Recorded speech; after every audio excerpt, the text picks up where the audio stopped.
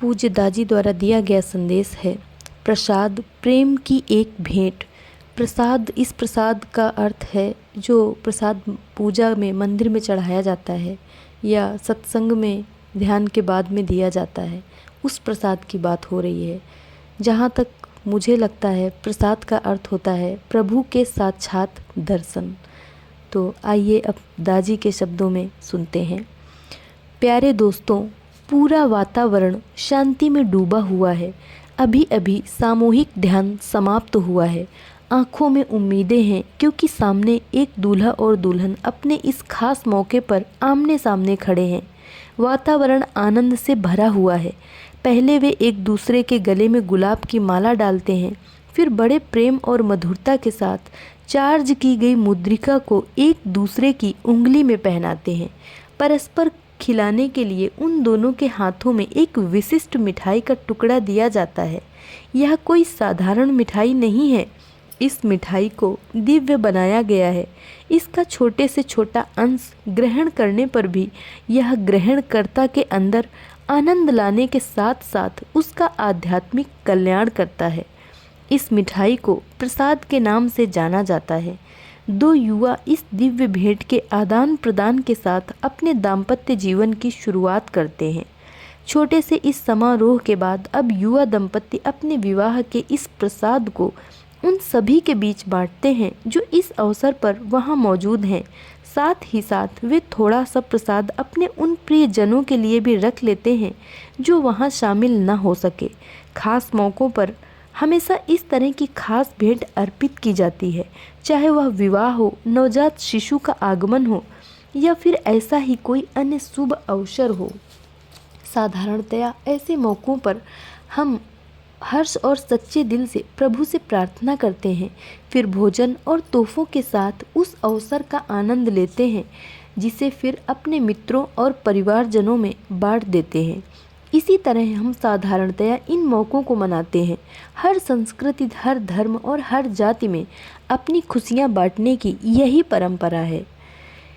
इसके बहुत सारे उदाहरण हैं। भोज संस्कार, गंगा जल, मिठाइयाँ, केक और फल फूल आदि।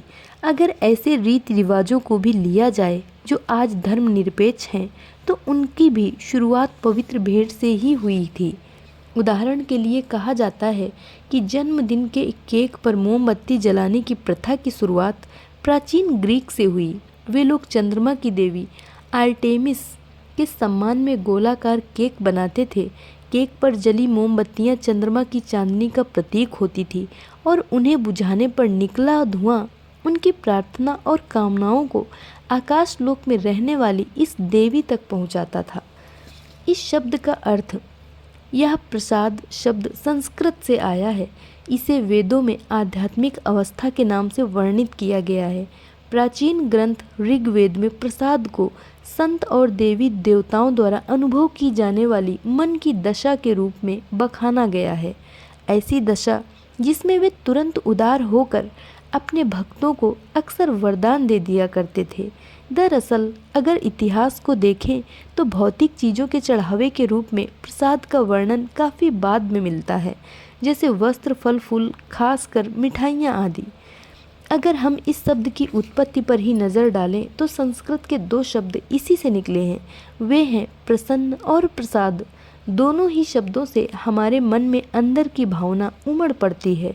प्रसन्न का अर्थ है शुद्ध, उज्जवल और प्रशांत। ठीक उसी तरह जब कोई प्रसाद अर्पित करता है तो वह उतने ही आनंद, प्रसन्नता और आंतरिक शुद्धता के साथ उसे चढ़ाता है। प्रसाद चढ़ाने का तरीका। प्रसाद चढ़ाते समय जो चीज़ सबसे ज़्यादा महत्वपूर्ण है वह है हमारा भाव। 20वीं सदी के योगी श्री बाबूजी महाराज, जो शाहजहांपुर के निवासी थे, उन्होंने अपने गुरु के साथ हुआ एक वृत्तांत सुनाया कि उनके गुरु लालाजी महाराज, जो फतेहगढ़ के निवासी थे, अमावस्या के दिन अपने पितरों का तर्पण किया करते थे। वे पुराने रीति रिवाजों के अनुसार ही उच्च लोक को सिधारे अपने पूर्वजों को जल का अर्घ दिया करते थे। जब बाबूजी ने इसे गौर पूर्वक देखा कि आखिर उनके गुरु क्या कर रहे थे, तो उन्होंने पाया कि असल में लाला जी उस जल के सार तत्व को अपने पूर्वजों तक पहुंचा रहे थे। इसीलिए बाहरी रीति रिवाजों से कोई फर्क नहीं पड़ता, फर्क पड़ता है तो आंतरिक हालत से, उस रीति रिवाज को करने के पीछे छिपे भाव से और उस रिवाज को वस्तुतः करने के तरीके से। प्रसाद चढ़ाते समय हमें कौन सा भाव अपनाना चाहिए, कौन सा भाव सबसे उत्तम है, इसके लिए हमें पूर्ण श्रद्धा और प्रेम का भाव अपनाना चाहिए। हमारे अंदर ऐसी विनम्रता और अबोधता होनी चाहिए कि मानो हम उस चीज़ का सबसे प्रबल अंश या परम सत्व उन्हें अर्पित करने जा रहे हैं। ऐसा करके हम भेंट और भेंट पाने वाले के बीच में एक प्रवाह शुरू कर देते हैं। दरअसल यही चीज़ प्रसाद में आनंद और श्रद्धा का गुण भरती है, एक ऐसी चीज़ जो हमने अपने रचयिता को अर्पित की थी। अब वही चीज़ हम उस रचयिता की अन्य संतान के साथ बांट सकते हैं। प्रसाद बांटने का तरीका। प्रसाद बांटते समय अक्सर लोग सांस्कृतिक तहजीब का बहुत ज़्यादा ख्याल रखते हैं और आज के ज़माने में तो यह तहजीब कभी कभी बहुत कर्मकांडी और ज़्यादा ही दिखाई देने लगती है। मगर इस तहजीब के पीछे छिपे उस वैज्ञानिक तथ्य की जांच करें तो जल्द ही हम जान जाएंगे कि बुजुर्गों के बताए हुए रीति रिवाज और हाव भाव के पीछे कोई न कोई कारण था। अक्सर इसके पीछे कोई न कोई वैज्ञानिक सिद्धांत और स्वास्थ्य को ठीक रखने का शरीर विज्ञान का कोई सटीक तरीका छिपा होता था। आइए हम थोड़ा सा गहराई में जाकर इस बात को समझने की कोशिश करते हैं कि हमारा शरीर, हमारा मस्तिष्क और हमारी तंत्रिकाएं ये सब एक साथ कैसे काम करते हैं। सर्वप्रथम जब हम मानव शरीर विज्ञान का अध्ययन करते हैं तो देखते हैं कि मुख्यतः हमारे मस्तिष्क का बायां गोलार्ध हमारे शरीर के दाहिने भाग को नियंत्रित करता है और मस्तिष्क का दाहिना गोलार्ध हमारे शरीर के बाएं हिस्से को नियंत्रित करता है। दूसरी बात, हमारी स्वायत्त तंत्रिका प्रणाली परिस्थितियों में हमारे शरीर की स्वचालित शारीरिक प्रक्रियाओं को नियंत्रित करती है और अनुकंपी तंत्रिका तंत्र से बनी होती है।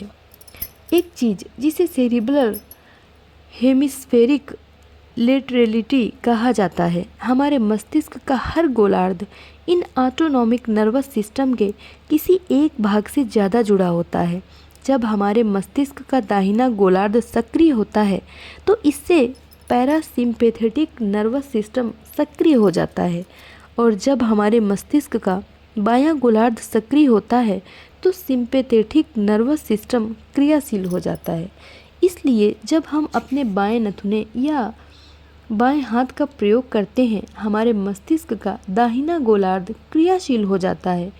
यह गोलार्ध पैरासिम्पैथेटिक नर्वस सिस्टम से जुड़ा हुआ है जो तनाव मुक्त होने में हमारी मदद करता है।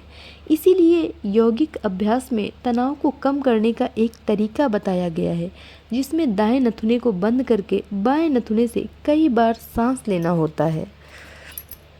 प्रसाद ग्रहण करने का तरीका। भारतीय परंपरा के अनुसार प्रसाद को दाहिने हाथ से ही ग्रहण करना चाहिए। ऐसा करने से वह सिम्पैथेटिक प्रतिक्रियाओं के साथ प्रतिध्वनि होता है जिससे हम देने वाले के आनंद में उसी प्रकार शरीक हो पाते हैं। अगर हम अपने बाएं हाथ का उपयोग करते हैं तो वह पैरासिम्पैथेटिक नर्वस सिस्टम के साथ प्रतिध्वनित होता है। ऐसे में हम उसे बड़े आराम से ग्रहण करते हैं और देने वाले की खुशियों में शरीक नहीं हो पाते। जब कोई पूरे हर्षोल्लास के साथ और अच्छे तरीके से प्रसाद देता है तो हम भी उतने ही हर्षोल्लास और आभार के साथ उस उपहार को ग्रहण करना चाहते हैं। जरा सोचिए कि इस दिव्य उपहार को अपने हाथ में लेते समय अगर आप क्रोधित हों या आपका मिजाज खराब हो तो ऐसे में ईश्वर तक क्या संदेश पहुंचाएंगे? हमारा शरीर किस तरह प्रतिक्रिया करेगा? प्रसाद देने के पीछे एक और वैज्ञानिक और आध्यात्मिक पहलू है जो बहुत महत्वपूर्ण है। प्रसाद केवल अणु मात्र में ही लिया और दिया जाना चाहिए।